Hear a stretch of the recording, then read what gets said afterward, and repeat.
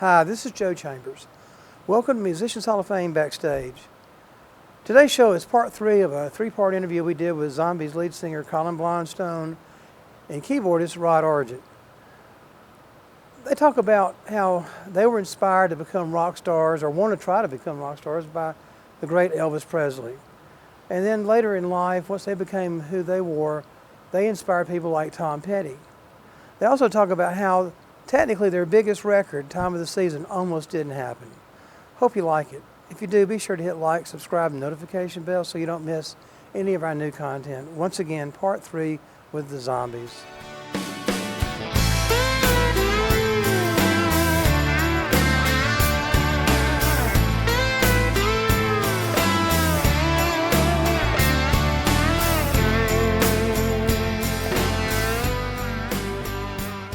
Welcome back to Musicians Hall of Fame Backstage with the Zombies again, Colin Blunstone and Rod Argent.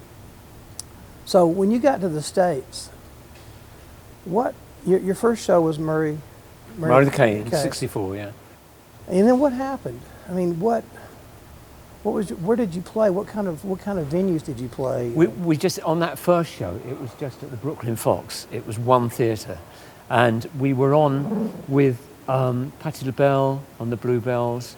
We were on with Benny King and the Drifters.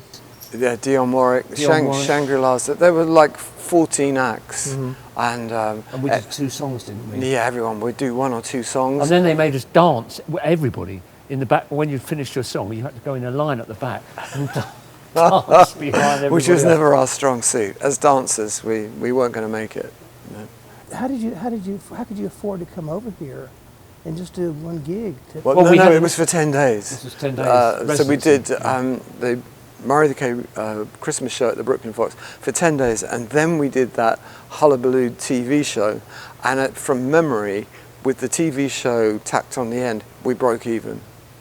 And we later found out that in the years that we were professional, the 2 writers, myself and Chris White, were always fine for money because we had very honest publishers. Yeah. And we had more hits around the world than we ever realised at the time. Because in those days, the world was a big place. Yeah. And you could have a hit in Guatemala and never know about it, you know. You could have a hit at the North Pole now and you'd know within 3 hours that you got a hit, you know. Yeah. But that's why the band broke up in the first place, really, because the guitarist was getting married. He said, I've got no money, you know. Yeah. And we just broke even in spite of having a lot of record success and a lot of headline touring success. We were ripped off. We later learned from someone in the same organisation, many, many years later. He said, he was at a dinner with Chris White, and he said, I had nothing to do with what that first, you know, how you were paid. And Chris thought, well, I didn't ask you if you did. Yeah. You know, he was obviously had a real guilty conscience. Yeah. He said you were ripped off to the tune of £2 million, and that was That's in the 60s. Yeah. So it would be like 20 or 30 huge million amount of money. Yeah. And that's why, really, we felt we had to break up. From the writing, it was fine, but from the actual performing level, we didn't lose money, but we ended up just breaking even. So you didn't do any large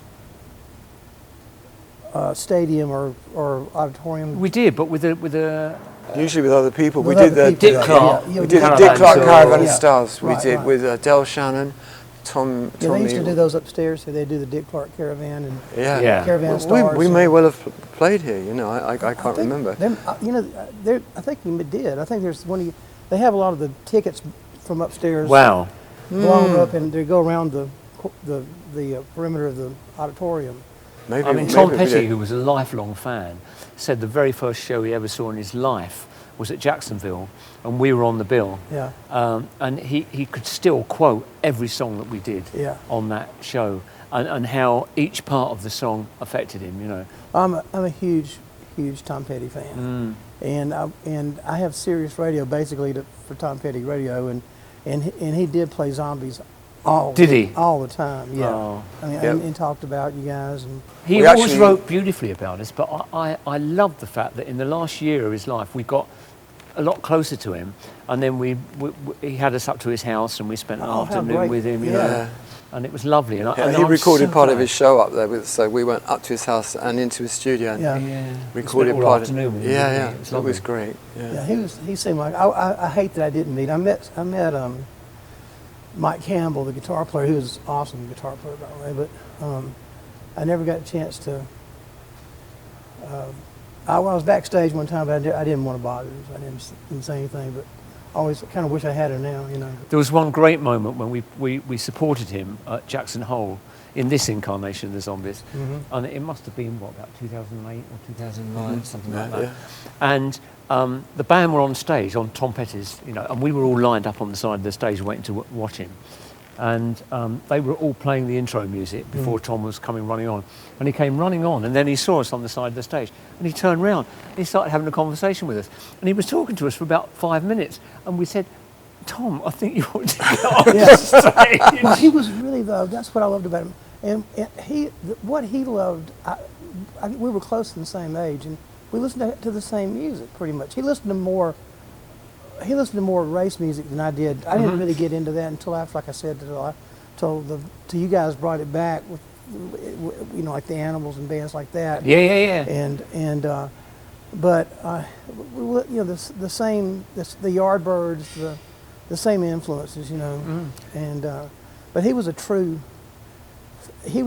A lot of times, you know, I found that a lot of the people that we all are in awe of each other is more so than even just a regular non-playing fan, because the musicians realize just how good the other one is. Yeah. And it's not just a fanboy thing, it's like a respect of your abilities, you know, kind of a thing. You know. We got to mention Al Kooper. I mean, Yeah, absolutely. Yeah. so we inducted Al in, I think it was 2008, and that's when I did not know this until he told me that when he was working at CBS,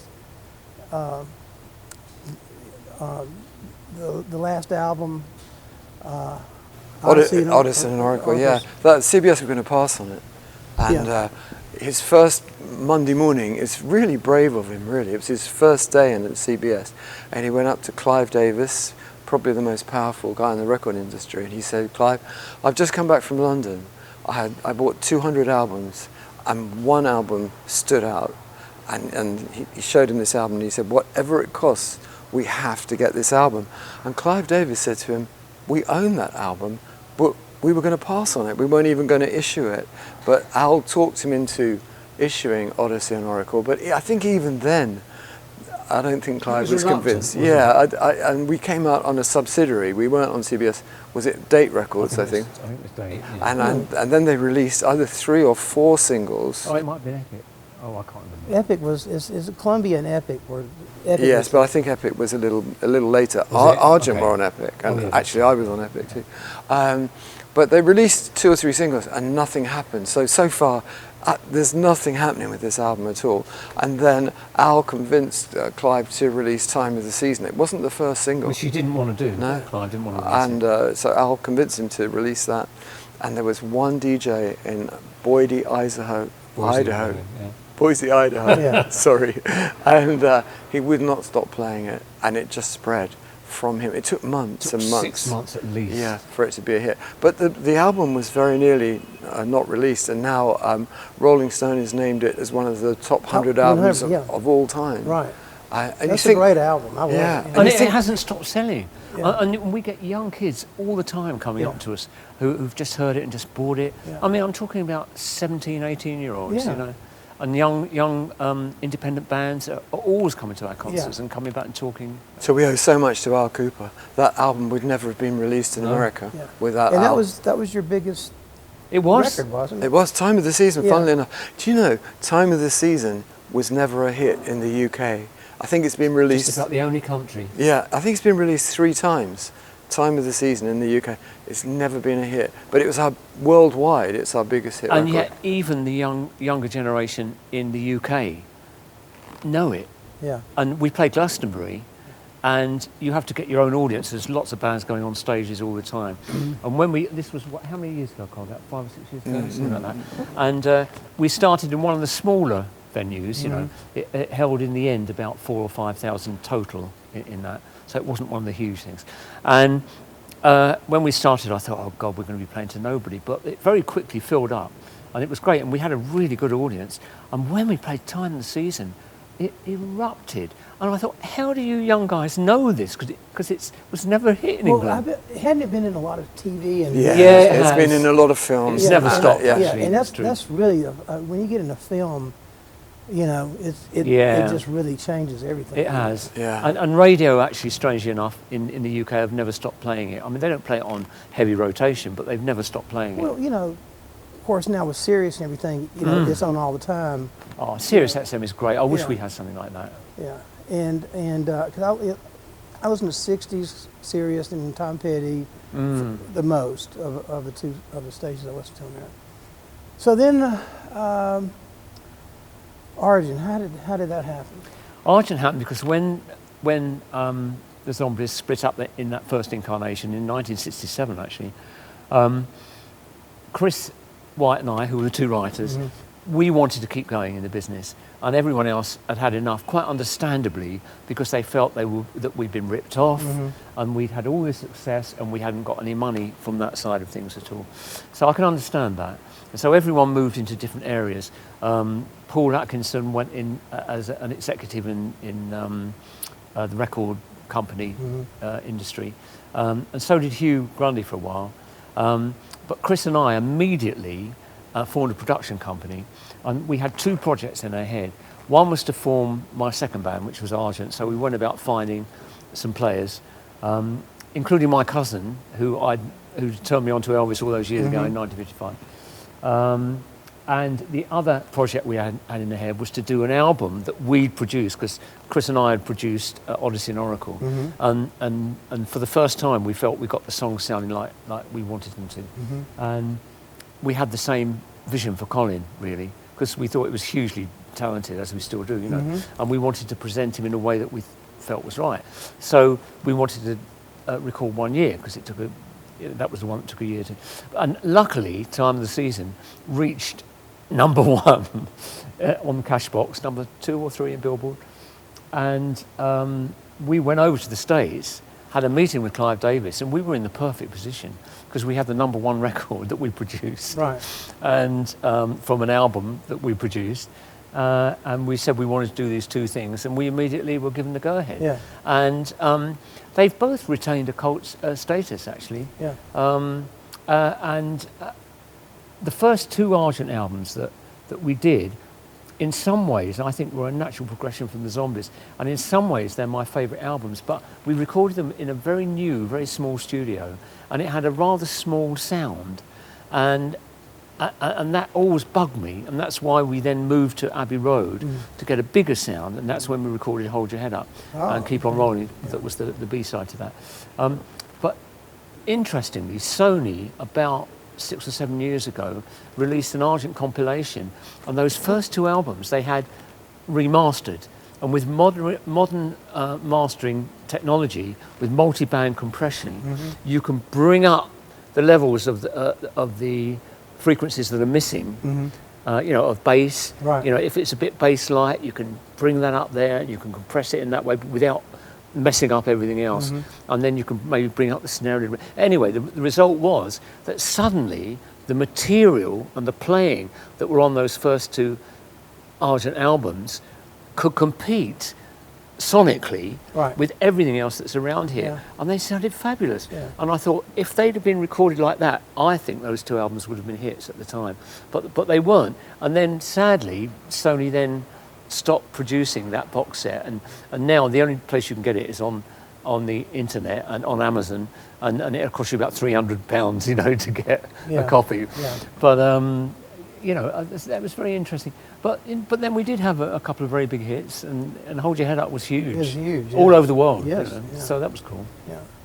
So how many dates are you guys doing now a year? Not just in the States, but around the world? Well, we're touring constantly, but not for the last 2 years. It's been very difficult, you know. But up until then, we tour. We are a touring band, you know. We tour all the time. So we're doing a tour of the States now, and I think we're doing another one in the summer, and then we're doing one of Scandinavia and Germany and Holland in the autumn, which will pretty much take us to the end of the year, but we're already booked for the first part of next year as well. So we have to keep reminding our management how old we're getting. Actually. Well, we're getting a bit frail for this, you know. The music is timeless. I mean, it really does not sound. A lot of music, you know, sounds dated. You know, the productions and. I can't wait to give you our new album because I can't wait to hear it. You know, but unfortunately, it won't come out for, you know, several months because of all the things that you have to. It's only just been mastered, but it's had a fantastic reaction from the people who've heard it so far. Well, I can understand that. Well, again, it's been a real pleasure to. It's a pleasure talking to you, George. Guys, and great to meet you again, too. I've been a fan since you guys hit the radio over here, and I will continue to be as long as I'm here. Oh, good man. And I can't thank you enough. So. Thanks for watching Musicians Hall of Fame Backstage, and we'll see you next time.